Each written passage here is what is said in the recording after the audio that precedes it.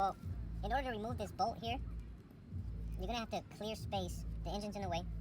Now, in order to do that, we're gonna have to loosen or either remove this upper motor mount here and lift the engine just to make space to remove that bolt out.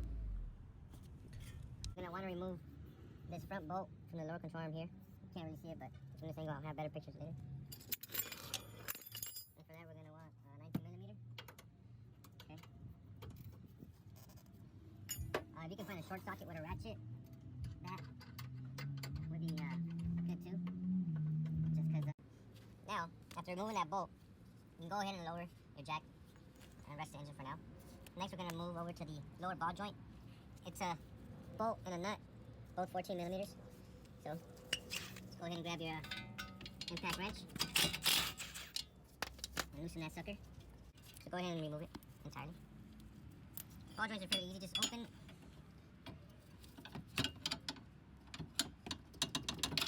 using your pry.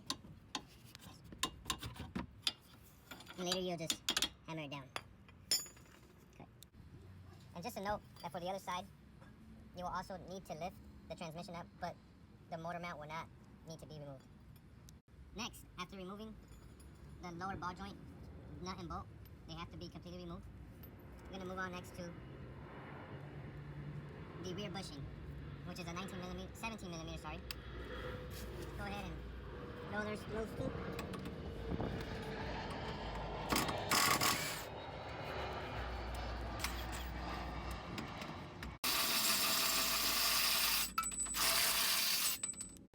Alright, enough bang should loosen it.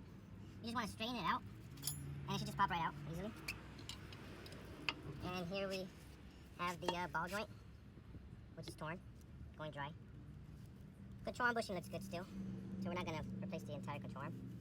But we are going to replace this bushing where you can see cracks